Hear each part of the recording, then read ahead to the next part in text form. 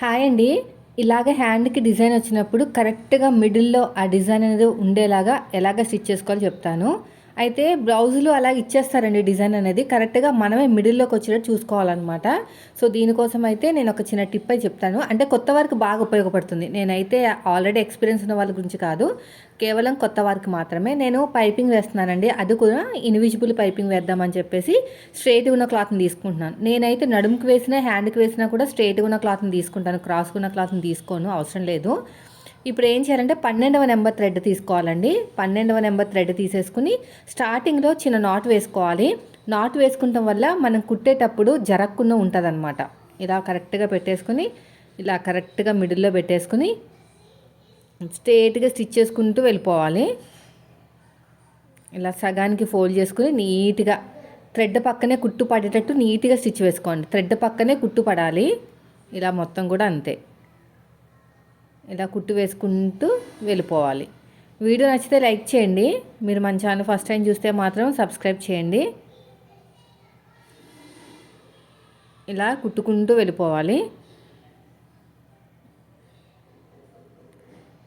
ఇలా సైడ్కి ఇలా నీట్‌గా స్టిచ్ చేసుకుంటూ వెళ్ళిపోవండి. ఇక్కడ ఎగస్ట్రా ఉన్న థ్రెడ్ని కట్ చేసేయండి. కట్ చేసిన తర్వాత మనం ఈ నీట్‌గా ఈ క్లాత్ని కట్ చేసేద్దాం. నడుముకు వేయాలన్నా హ్యాండ్కి వేయాలన్నా ఇదే మెథడ్ అనమాట. ఇలా స్ట్రెయిట్‌గా స్టిచ్ చేసుకుంటూ వెళ్ళిపోండి. అది కటింగ్ చేసుకుంటూ వెళ్ళిపోండి ఇలాగా. నెక్కి అయితే క్రాస్ ఉన్న క్లాత్ని తీసుకుంటానండి. నెక్కి మాత్రం ఇలా మొత్తం కూడా అంతే. ఇలా స్ట్రెయిట్‌గా అయిపోయింది. ఇప్పుడు లైనింగ్ మీద పెట్టుకుని కుట్టు వేసుకోవాలండి. ఇలా లైనింగ్ మీద పెట్టేసుకుని మీ చేతి వాళ్ళని బట్టి నేనైతే ఎడమ చేతి వైపుకి అయితే థ్రెడ్ వచ్చేటట్టు చూసుకుంటున్నాను. కుడి చేతి వైపుకి థ్రెడ్, ఎడమ చేతి వైపుకి క్లాత్ ఉండేటట్టు చూసుకుంటూ నేను అలాగే సెట్ చేసుకున్నాను పాదాన్ని సెట్ చేసుకుంటూ అంటే ఏమీ లేదు. పక్కన స్క్రూ ఉంటుందండి. ఆ స్క్రూ తోటి సూదిని కుడివైపుగా ఎడమ వైపుగా అనేది చూసుకోవాలన్నమాట. నేనైతే స్క్రూని సూదిని ఎడమ చేతి వైపుకి అయితే సెట్ చేసుకున్నాను. కుడి చేతి వైపుకు థ్రెడ్ వస్తుందన్నమాట. అలా మీ చేతి వాళ్ళని బట్టి ఉంటుందిలేండి అదంతా కూడా. ఇలా థ్రెడ్ పక్కనే కుట్టు పడేటట్టు ఇలా నీట్గా కుట్టుకుంటూ వెళ్ళిపోవాలి. ఇది వచ్చేసి ఇన్విజిబుల్ పైపింగ్ అండి. ఇక్కడ ఎగస్ట్రా ఉన్న క్లాత్ని కట్ చేసేయండి. ఇక్కడ కూడా అంతే. దీనిపైన ఒరిజినల్ క్లాత్ పెట్టేసుకుని మళ్ళీ ఒక కుట్టు వేసుకోవాలి. ఇది ఉంది కదా, ఇలా కొంచెం ఏమైనా క్లాత్ ఎక్కువ తక్కువ ఉంటే కట్ చేసుకోండి, నీట్గా ఉంటుంది. దీనిపైన ఒరిజినల్ క్లాత్ పెట్టేసుకుని ఇలా దీనిపైన ఒరిజినల్ క్లాత్ పెట్టేసుకుని కరెక్ట్గా మిడిల్లోకి రావాలండి. ఇప్పుడు మిడిల్లోకి రావాలంటే ఏం చేయాలో చెప్తాను. ఫస్ట్ వచ్చేసి లైనింగ్ కూడా సగానికి ఫోల్డ్ చేసుకుని ఒక మార్కింగ్ వేసుకోండి. ఇది మిడిల్ పాయింట్ అనమాట. ఇది వచ్చేసి మిడిల్ పాయింట్. తర్వాత ఇక్కడ కూడా మిడిల్ పాయింట్ ఇది టచ్ అయ్యేటట్టు, ఈ రెండింటిని టచ్ అయ్యేటట్టు ఉంచుకుని ఇప్పుడు కుట్టుకుంటూ వెళ్ళాలి. ఓకేనా? ఇలాగా ఇలా నీట్గా కుట్టుకుంటూ వెళ్ళిపోండి. ఇలా మొత్తం కూడా అంతే.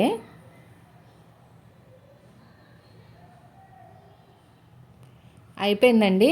ఇప్పుడు ఇలా ఓపెన్ చేసేసుకుని ఒక టాప్ స్టిచ్ అయితే వేసేసుకుందాం. ఇలా చక్కగా ఇలా నీట్గా కుట్టుకుంటూ వెళ్ళిపోవాలి. ఇలా క్లోజ్ చేసేసుకుని ఇంకో స్టిచ్ వేసేసేయండి. ఇలా క్లోజ్ చేసుకుని థ్రెడ్ పక్కనే కుట్టు పడేటట్టు స్టిచ్ వేసేసుకోండి. థ్రెడ్ పక్కనే కుట్టు పడాలి.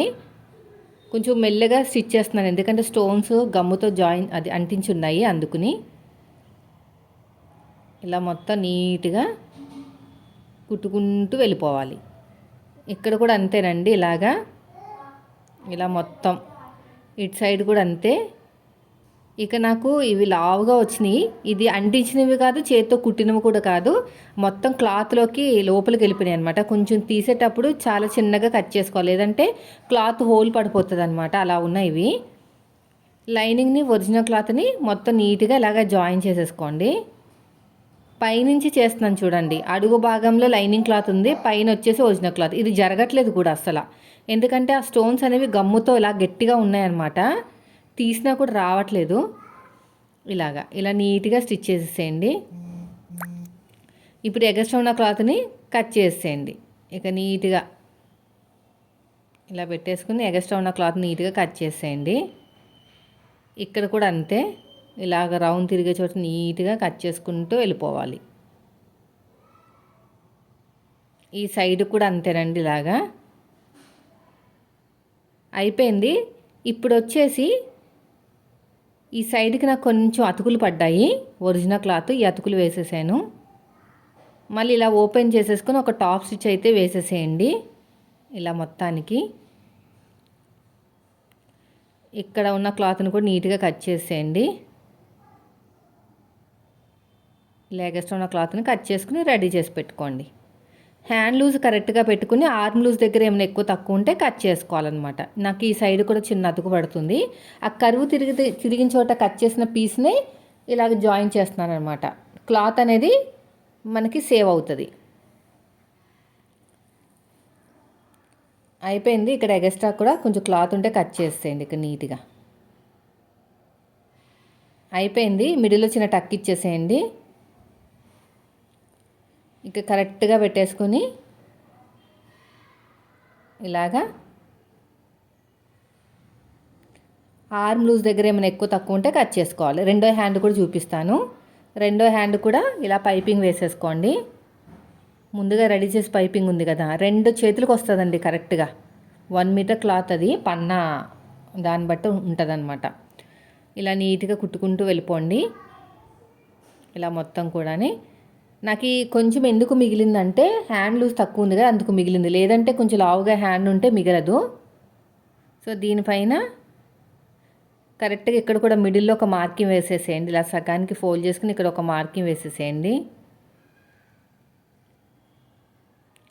సో ఇక్కడ కూడా అంతే, ఇలా కరెక్ట్గా మిడిల్లో పెట్టేసుకొని ఇక్కడ కూడా ఇది మిడిల్ మార్కింగ్. ఈ రెండింటిని టచ్ చేసుకుంటూ కుట్టుకోవాలన్నమాట. ఇంకో ఇలా పెట్టేసుకుని టచ్ చేస్తూ అప్పుడు మాత్రమే మీకు ఆ డిజైన్ అనేది మిడిల్లో వస్తుంది.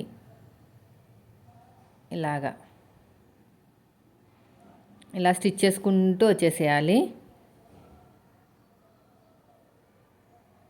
ఇలా మొత్తం కూడా అంతే.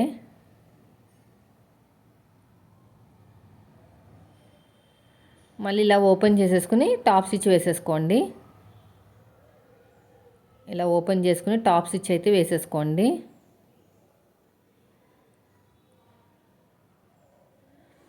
మళ్ళీ క్లోజ్ చేసుకుని ఇంకో స్టిచ్ వేసేయండి.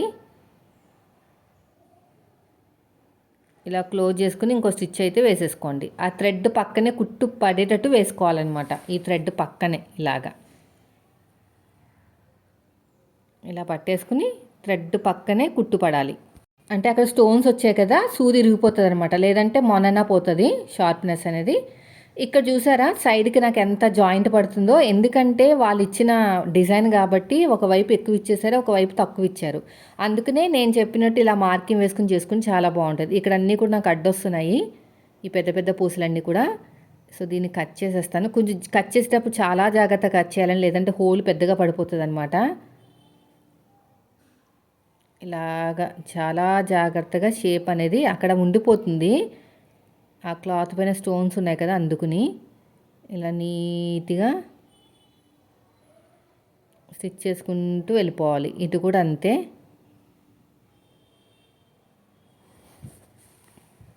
ఇలా ఎగస్ట్రా ఉన్న క్లాత్ని కట్ చేసుకోండి. ఇక్కడ కూడా అంతే.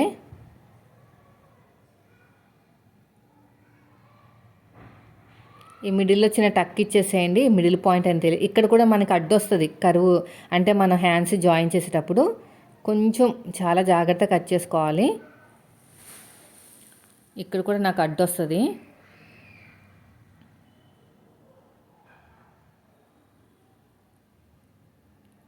ఇక్కడ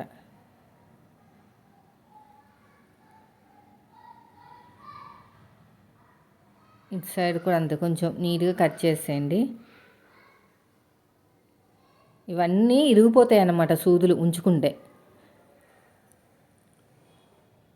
ఈ సైడ్ చూసారా ఎంత పెద్ద అతుకు పడిందో, ఎందుకంటే వాళ్ళు క్లాత్ అనేది ఒకవైపుకి డిజైన్ అనేది క్లాత్ పక్కకి ఇచ్చేసారనమాట. కరెక్ట్గా మిడిల్ ఇవ్వరు వాళ్ళు, మనమే చేసుకోవాలి.